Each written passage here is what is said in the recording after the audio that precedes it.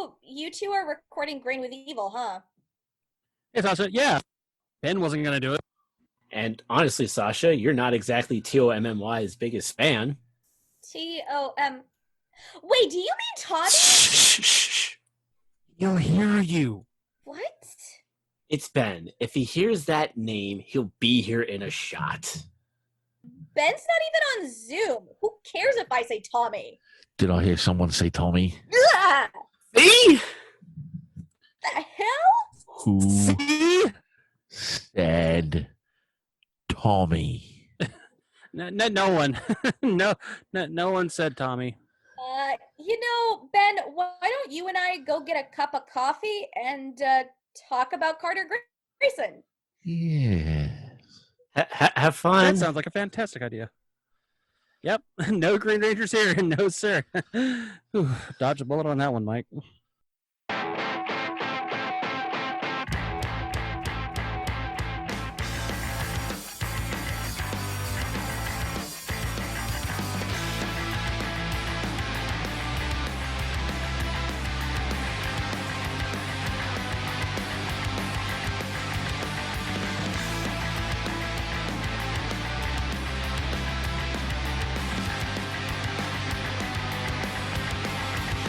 Can't start a revolution without picking a fight tonight. We're not a substitution. I am drawing the line this time. Do you believe me now? And ladies and gentlemen, boys and girls, welcome to another edition of Voices from the Grid. I'm Michael Lindenbaum, and I'm being joined by one of my several Power Ranger allies, with this one being Mr. Blue. Oh no, I'm Mr. Blue. Screw you, Mr. Yellow Mm-hmm. Ranger, Mr. Brian Massey. I forget I'm the Blue Ranger. See, I don't ever talk about what Ranger color I am. It's all good, man. Well, I for this one, I went ahead and wore green. Yep, But because we're doing Green with Evil Part 1 and 2 on today's episode. Next episode will be parts 3 and 4, and then we'll close off. And I think if I did the scheduling for the episodes right, we close the week with part 5. nice. If I did the scheduling correctly. So with that, ladies and gentlemen, we're going to start off with everyone's favorite segment, In My Mind, which is the quick run through of Green with Evil Parts 1 and 2. So we start off at the Youth Center for the Angel Grove Martial Arts Expo. Zach and Trini coaching Jason while seeing the new kid show off, and while Kim swoons over him. Rita also likes this new guy and wants him as her Green Ranger. Jason and the new guy spar, and his name is Tommy. Thank you, Scoreboard, for telling us what his name is. Tommy is taking it to Jason, but Jason makes the comeback to end the match in a draw. Jason is bummed he didn't win and leaves to take a shower. And Kim is still swooning over Tommy. Yes, she is. At Angel Grove High School, Skull is hitting on Kim, and before Bolt can bully her into a date with Skull, Tommy comes to the rescue.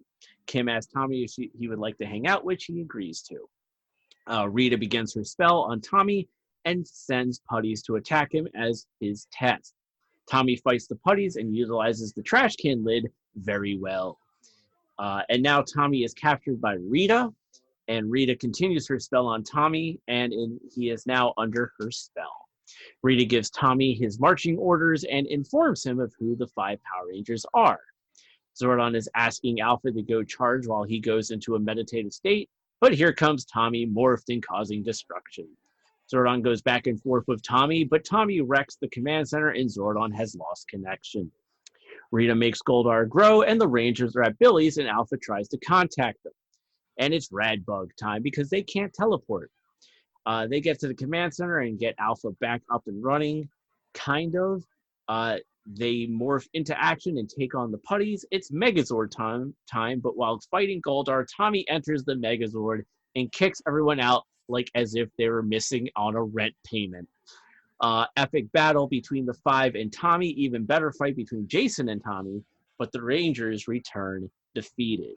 Which then brings us into part 2, which is titled Jason's Battle. At the command center, the team is surveying the damage. Billy and Trini trying to get Alpha back up and running properly. At Rita's palace, they plot to begin phase 2. It's time for Tommy to get the Sword of Darkness. Tommy is returned on Earth until further notice, and Bulk and Skull get intimidated by Tommy and chucked into a dumpster through magic. At the youth center, Jason is taking it to that punching bag and talking openly, a little too openly, might I add, about Power Ranger business.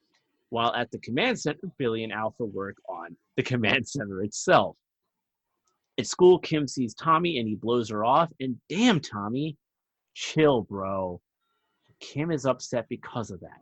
That's all because of you, jerk. Tommy does his challenge to earn the Sword of Darkness, and he has a little bit of trouble, but he gets the job done and earns the Sword of Darkness.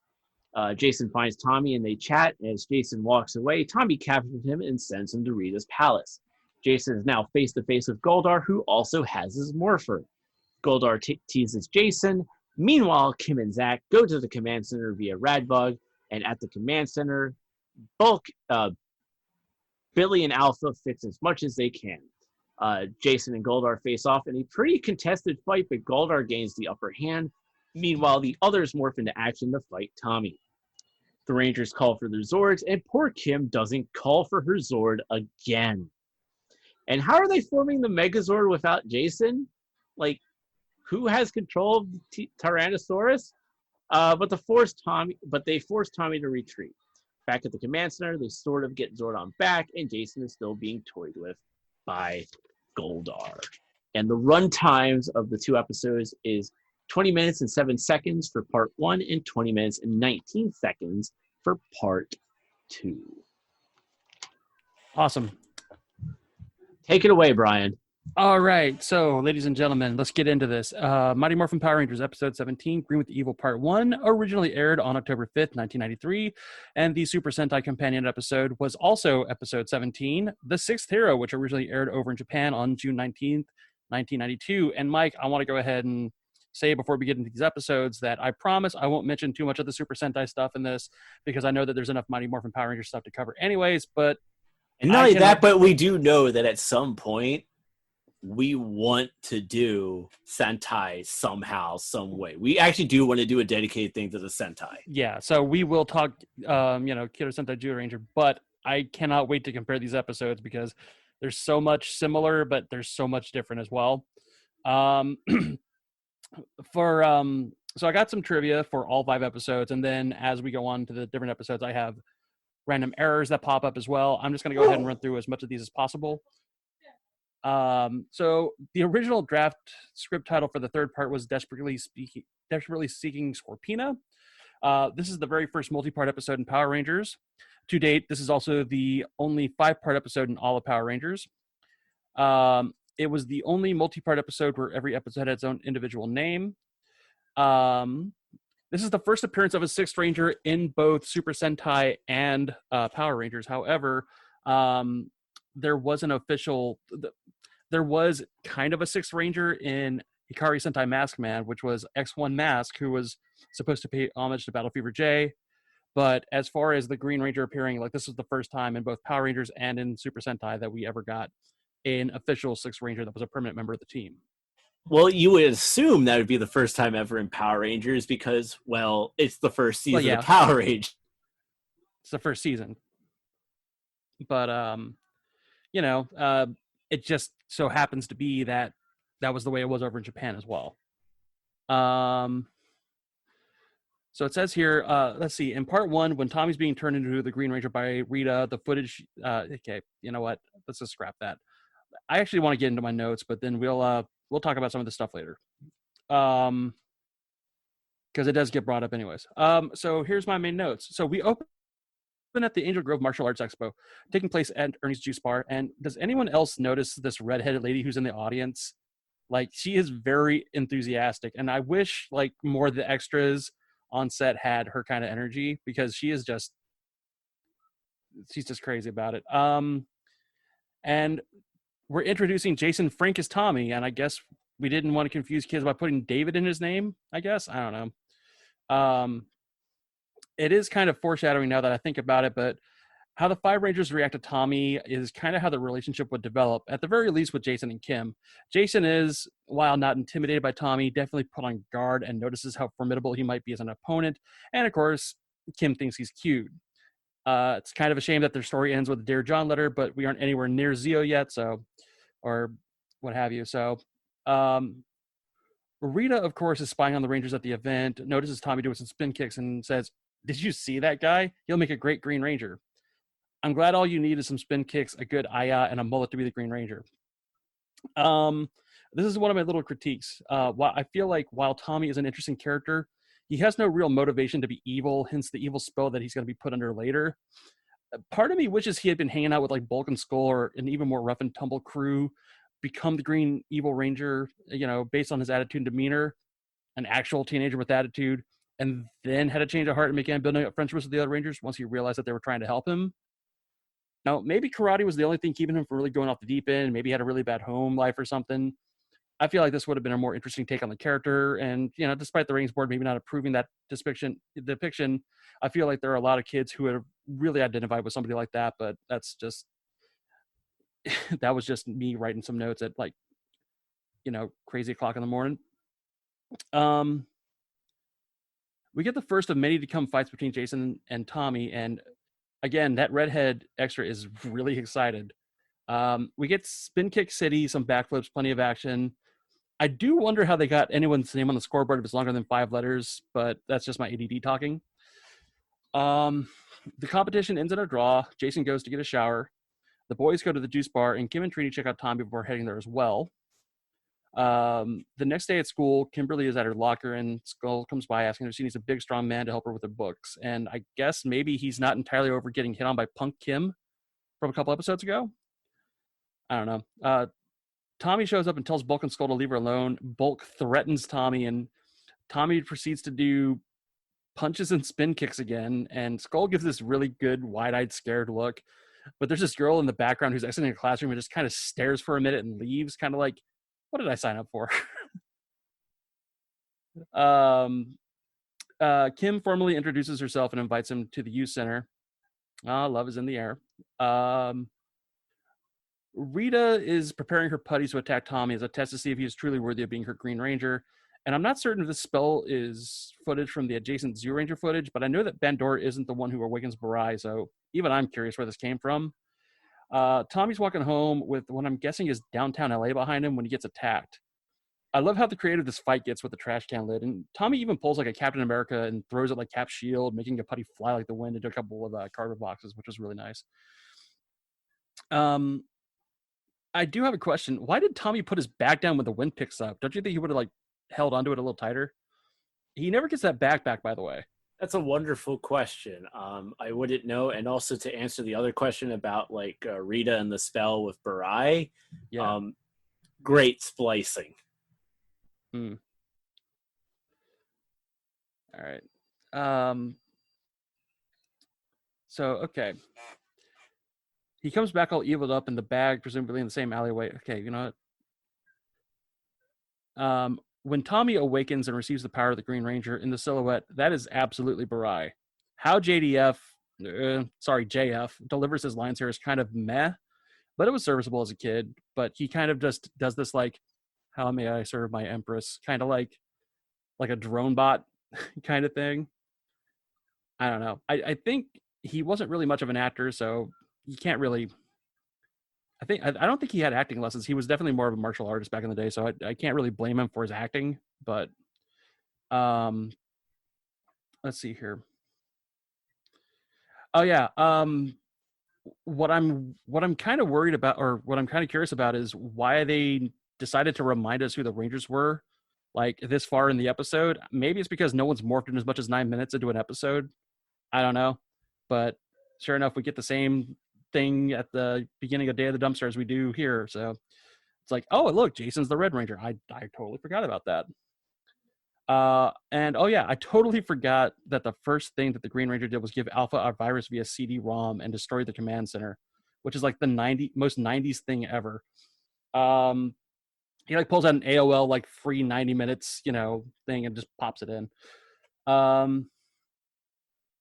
The pacing of the scene and Zordon telling Alpha to charge up is awful, by the way. It's almost like they forgot to put in the scene where Zordon says, hey, I'm going to power down for a little bit, and someone had to rush edit it. And Tommy is so new as a Ranger that he doesn't even have his power coin in his morpher yet, which, by the way, I totally would have smashed the viewing globe if I was him. You know, like, why didn't you just do that, too? Goldar gets used as a distraction, and hey, look, it's the Rad Bug. I'm happy the Rad Bug is there just in case the communicators become non-functional and the teleporters are down. Oh, hey, look, the communicators are non-functional and the teleportation's down. To the Rad Bug. You know, Alpha needs help. And Mike, I don't know about you. I've never ridden a classic VW Bug, but I didn't know you could seat 5 people in one. It looked like max a 4-seater. I have never sat in a VW Beetle. I have not sat in the Classic. I have not sat in one of the more when they brought it back out, and I think in like the early 2000s. Mm-hmm. Never been in one. Don't have the desire to be in one. I'm too tall for the car. No, seriously, I'm 5'11", and it actually bothers me to get into like a regular like car. Like if I had to drive my mom's like Hyundai Sonata or my parents' Hyundai Sonata, it bothers me to get up in and out of that car. Whereas I drive a Subaru Outback, and it's a lot easier to get in and out of for myself. I mean, we're the same height, so I feel you, bud. It's like, okay, I got to push the seat back and make sure that, you know, my legs fit. So, okay. Billy gets there and helps out Alpha, and the virus Dix was kind of poking out of his back, I guess. So he just kind of went, boop, you know, no more AOL free hours. And then the Rangers morph to fight Goldar. They fight some putties and some super putties, even though they weren't really announced as being there. Giant-sized Goldar causes an avalanche with his sword, and the Rangers kind of ignore it, calling on the Megazord. Goldar gives a heck of a drop kick to the Megazord, flips a bit, and disappears, leaving the Green Ranger to storm inside the cockpit and throw him to the ground. We then get that really awesome 5 versus 1 fight between the Rangers, and Tommy just stomps them. They then retreat to the command center. Alpha's still suffering from a virus. Zordon is gone. The command center is in shambles, and the Green Ranger vows to destroy the Rangers one and all. Things can't get any worse. On to episode 2 of 5. All right, let's pop those notes up. All right, so Mighty Morphin Power Rangers Season 1, Episode 18, Green with Evil Part 2. Original air date was October 6, 1993. The Super Sentai counterpart episode for that one was Episode 18, The Hate-Filled Brothers Sword, which originally aired June 26, 1992. There are errors for Episode 1 and 2 here. So it says here, in Part 1, when Tommy sat up from the platform in the preparation chamber, after being abducted by Rita, he appeared to be wearing the Green Ranger suit without a helmet. Soon afterward, though, he was still in civilian clothes. When the Rangers were fighting Goldar in Part 1, the power sword flipped between shots. It flew down from the sky, point down. Let me move you real fast. But it was point up when the Megazord caught it. In Part 1, the Rad Bug disappears on the command center upon the Rangers exiting it, which I kind of noticed that. Without even really paying too much attention to it. All right, and then most of these are actually spoilers, so let's just get to the main notes, and then I'll bring them back later. So I don't know if you watch this via Netflix, but I have my subtitles on, and this entire episode called Zordon as Zordan. Zordan. So I kept calling him Zordan this entire episode. Episode 2 begins with Billy and Trini working on Alpha as the rest of the gang laments on the Green Ranger. The main focus of this episode is to further entrench the Green Ranger as a legitimate threat and bad guy, all while having Tommy do some undercover bad guy stuff to the Rangers as well. The command center is still trashed, and Billy and Trini stay behind after getting Alpha back online and in working mode. Zordan is still lost in the ether and not connected to our universe's energy grid. There's a funny scene where, like you said, where Tommy goes back to the same alley where he was abducted. Told you the bag was going to go missing, by the way. Is told by Rita to keep his identity a secret, and then Bulk and Skull show up, who then tell Tommy that they're owed an apology for earlier. That whole thing where Tommy is, spin kicking and going, "Hiya," and, all that. I guess they need an apology. I don't know. Tommy's eyes grow green, and I guess he uses his Green Ranger energy to lock onto their feet and dump them into a dumpster. He needs to get his eyes checked as a legit funny moment from Bulk. I got to give it to him. Also, I don't remember ever flying TWA Airlines, but there's definitely a building with that logo on it. There's a scene where Kim asks Tommy what happened to meeting up the night beforehand, and Tommy says something says that something came up. Kim says that she's afraid he's mad at her or something, and Tommy says, like, newsflash, Kim, you're not the center of everyone's world. And I don't know about you, I felt attacked by that personally. Tommy is kind of just being king douche in this episode, and you know, he's just king douche. One of the major plot points of this episode is Jason wanting to get his hands on the Green Ranger. And I got a question. Zordon says never use your powers for personal gain, but is revenge technically in that whole thing? Do you think Zordon would be happy with Jason if he were to track down and beat him or not? I don't know. No, he wouldn't be too happy about it. Probably. Like on the revenge factor, no. But yeah, no. Yeah. Tommy has to defeat a few putties in order to earn the Sword of Darkness, which, here's my problem. Wasn't this the same test of strength needed to see if he was a good fit for the Green Ranger? Why not have him fight against someone like Goldar if you need to prove yourself again? Because it's done on the beach this time, bro. You gotta make sure he doesn't get distracted by the babes and bikinis and stuff. I looked at that footage. There were no babes, nor bikinis, nor volleyball. Shut up, Meg. So we get footage of Zeo Ranger of Rita and gang walking down a hill, and in that version, they're singing the Bandora song, which is really corny. We'll get to that episode later, but it kind of brings that episode to a halt, which I'm glad that we really didn't get that. There's what feels like filler in this episode when Jack and Kim, use the rad bug to go back to the command center, meet up with Trini, Billy, and Alpha. Zach is asking Kim what's wrong, and she's like, Tommy just seems like he changed overnight, which that's not suspicious to you guys at all. I mean, I can kind of understand not wanting to connect the dots on that, but I get why you would be hesitant to, but what's connecting the dots good for? I don't want to connect the dots. That's boring. Connect for. So earlier on, it's funny because Jason and Zach both correctly deduce, albeit don't confirm with evidence, that Green Ranger's working for Rita. So there's this whole thing where like they're on the trail, but they just can't prove it. So the Green Ranger begins attacking Angel Grove, but not before Jason and Tommy unmorphed have a chat about rescheduling an event. I can't remember exactly what it was. But once Jason has his back turned, Tommy uses his Green Ranger coin to send Jason to the Dark Dimension, which I have several questions about, by the way. I didn't know that you could do that with a power coin. Well, at least with Tommy's power coin for now. I guess. That's not how science works, I guess. I don't know. So the main fight in this episode is Zach, Kim, Trini, and Billy versus Tommy, and somehow they're able to call the Megazord without Jason. And Kim doesn't call her Zord either. Yeah, I forget how they're able to really do that. like to crap on Kim, Yeah, she doesn't call it, and then somehow the Tyrannosaurus, Zord still somehow manages to show up, and I'm like, how does that work? Oh yeah, there's this bit where the Megazord kind of moves its arms about before deflecting a blast from the Green Ranger back at him with the Mammoth Shield, which is the first time that shows up, by the way, in the show. But it does happen to be that, like, because the Megazord only talks when it's saying, like, Megazord had to, sequence activated or whatever. But in that footage, he's actually talking, which is why it looks like he's kind of, like, gesturing with his hands and whatnot. But here, I'm like, they could have just, not used that footage. I guess they really needed to fill time. Yeah. In Japan, the Megazord can talk. Is a sentient being, is also a god, which we'll get into that way later. But the latter part of this episode is Jason versus Goldar in the Dark Dimension, and Goldar is pretty much toying with Jason here, which is kind of fun. He's taunting Jason with the Power Morpher, sucker punching Jason in the gut, doing all this stuff, and even tells Jason that he could end him at any time. And this episode ends with Zordon gone, the Ranger's down a member, Jason's about to get stabbed by Goldar. Things couldn't get any worse.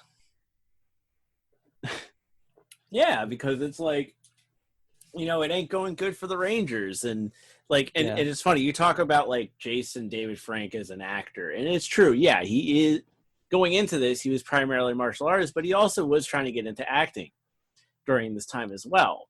Yeah.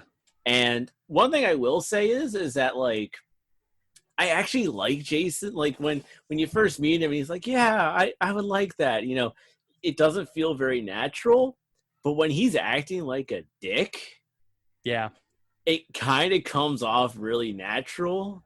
it And kind of I- works. And it kind of works. And it's like, and I'm not saying that Jason David Frank's a dick. I'm just saying when he plays one, it feels very natural. There's a difference.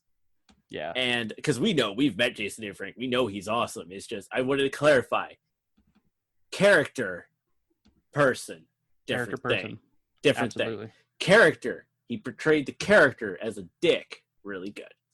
Yes. So, but yeah, I mean, and it's just, you know, and as I bring my notes back over here,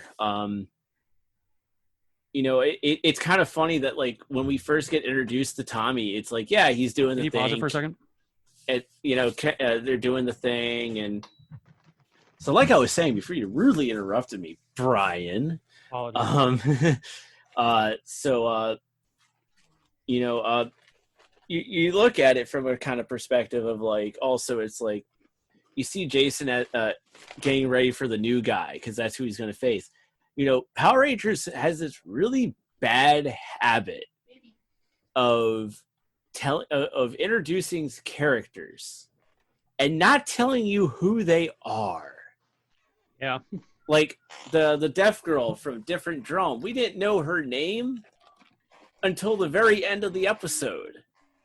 You know, like literally, like the last 2 lines of the show was when we learned her name. You know, we learned who Tommy was because of the scoreboard, because it said Jason Tommy. Yeah. And I think, what was it, like the whole thing with like Marge too, like they didn't really say Marge's name until like at least halfway through the episode. Yeah, and like I mean, you got William kind of early, you got Maria really early, but you had like other characters that were kind of important to the episode that we just didn't say their name. And and especially like you're establishing Tommy as this main vocal point of this 5-part like run. Don't you think you want to establish him better than having the scoreboard tell you what his name is? So, I mean, yeah. I would have preferred to like, and you know what's funny too is they could have totally done something where, and I know they wouldn't have done this, but they could have totally done something where like, oh, we didn't get to change the scoreboard, but we really have to get this match done. My name is actually, you know, like Esteban or something. or my name is David. Yeah. So I mean, but yeah, that's really, I mean, but it also brings in a really interesting fact of like you have the battle between, you know, Jason and Goldar. You know, this is now like really the first time that, you know, they've actually had the fight. Somebody's had to fight Goldar unmorphed. Right. And it's Jason the leader, and it's kind of cool. And we'll get into it in the next episode when we do 3 and 4, because like what Jason does as part of the battle is like he's realizing when we last see him at the very end of this of the second episode, he can't match Goldar physically. You know, and you could tell that he's realizing that. So, but anyways, you good on notes?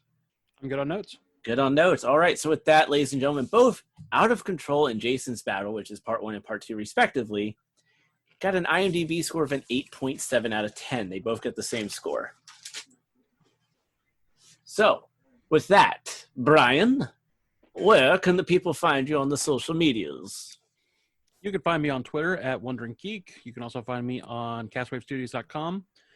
Please feel free to check out Boldly Going Nowhere and my beer review show, Wondering Geek. You can also find me on Instagram at Dragon22. Mike, where can we find you? You can find me in the depths of hell known as Twitter at the Lindenbaum75, Facebook at facebook.com/X75 Productions, and of course on the website, txhthockey.com for everything, and obviously /VFTG, which is the call letters of Voices from the Grid for everything our show. You're not So wrong wi- about Twitter, by the way. yeah. So with that, Brian, it's that time. Take All right. us away, Brian. All right, ladies and gentlemen. Once again, we'll see you next time. Be sure to grab your power morphers. And may the power protect you.